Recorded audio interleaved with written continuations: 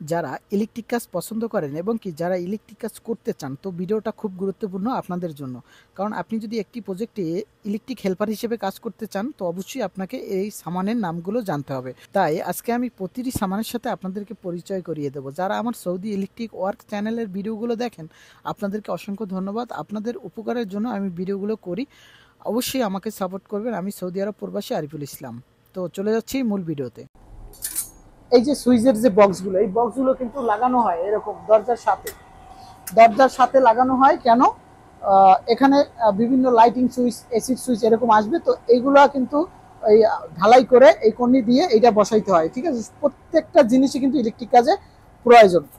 Hello বন্ধুরা, আসসালামু আলাইকুম। তো আর একটি নতুন ভিডিওতে সবাইকে স্বাগতম। তো যে যেখান থেকে আমাদের ভিডিওটি দেখতেছেন, আশা করি সবাই ভালো আছেন। তো বন্ধুরা দেখেন, আজকে আমি চলে আসলাম দেখেন স্টোর রুমে। ইনশাআল্লাহ আজকে আমি আপনাদেরকে সকল ইলেকট্রিকের যে সামানের নামগুলো সেগুলো বলবো এবং কি আপনাদের পরিচয় করিয়ে দেবো। কারণ অনেক প্রবাসী ভাইয়েরা আছেন নতুন, যারা সৌদি আরবে এসেছেন, ইলেকট্রিক কাজ পছন্দ করেন কিন্তু সামানের নামগুলো জানেন না। ইনশাআল্লাহ আপনারা যদি এই সামানের নামগুলো জানেন, তাহলে বিভিন্ন জায়গায় কিন্তু আপনার কাজ হতে পারে। কারণ একটি হেল্পারও যদি কোনো প্রজেক্টে নেওয়া হয়, তাকে কিন্তু সামানের নামগুলো জানতে হয়। কারণ বিভিন্ন মিস্ত্রির সাথে আপনি কাজ করবেন, আপনাকে একটি সামান আনতে বলবে। যেমন সুস্তায় নিয়ে আসো, বলবে ইএমটি কপলিং নিয়ে আসো, ইএমটি ফ্লেক্সিবল পাইপ নিয়ে আসো। তো এগুলো আপনার না চিনলে কিভাবে আপনি নিয়ে আসবেন? তো আপনাকে দেখাবো বিভিন্ন রকমের ইলেকট্রিক সামান। তো চলে যাই মূল ভিডিওতে। তো বন্ধুরা দেখতে পাচ্ছেন, এখানে কিন্তু বিভিন্ন রকমের কার্টন আছে। এই কার্টনের ভিতরে কিন্তু বিভিন্ন রকমের সামানগুলো আছে। আর এখানে যতগুলো সামান আছে, এগুলো যদি আপনারা নামগুলো জানতে পারেন, তাহলে আপনাদের অনেক ভালো উপকারে আসবে। আর আমি চাই এই ভিডিওটা আপনারা সবাই লাইক করে দেবেন। কারণ যারা আমার নতুন সৌদি আরব প্রবাসী ভাইয়েরা দেখতেছেন, আপনারা অবশ্যই লাইক করে দেবেন। দেখেন, আপনাদের জন্য অনেক কষ্ট করে বিভিন্ন প্রজেক্টে এসে ভিডিও বানাই।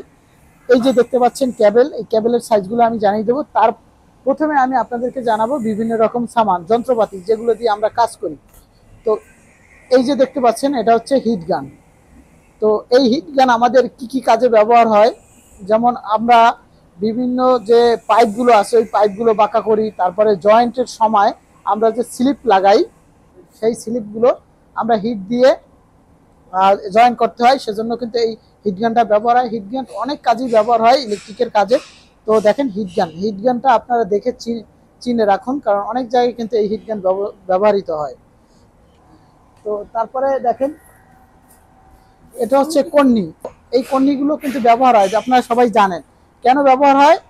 এই যে বক্সগুলো আছে, আমি একটু দেখাই আপনাদেরকে।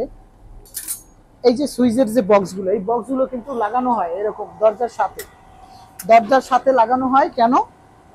এখানে বিভিন্ন লাইটিং সুইচ, এসিড সুইচ এরকম আসবে, তো এইগুলা কিন্তু এই ঢালাই করে এই কর্নি দিয়ে এইটা বসাইতে হয়। ঠিক আছে, প্রত্যেকটা জিনিসই কিন্তু ইলেকট্রিক কাজে প্রয়োজন।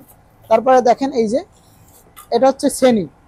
এই শ্রেণীর ক্ষেত্রে বিভিন্ন জায়গায় চিপিং করতে হয়।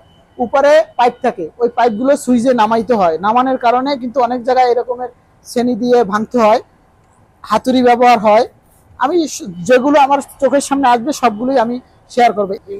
এই হ্যাঙ্গিং কেলাম কিন্তু ভীমের ক্ষেত্রে ব্যবহার হয়।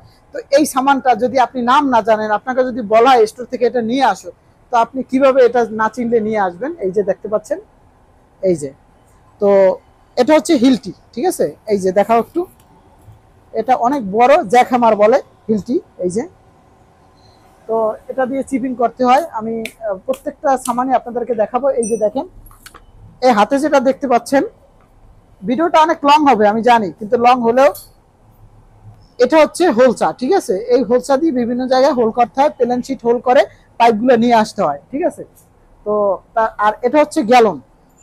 এই গ্যালন ডিবির উপরে লাগাতে হয় কেবলের সাথে। গ্যালন আপনারা অনেকে চিনেন, আর যারা না চিনেন তারা চিনে রাখবেন। এই যে গ্যালন, তো আপনারা এই গ্যালনগুলো ব্যবহার হয় বিভিন্ন প্যানেলে। ঠিক আছে, বড় বড় প্যানেলে। আর এটা তো হোলসা। আমি এখান থেকে আপনাদের অনেক কিছুই দেখাবো। হাজি,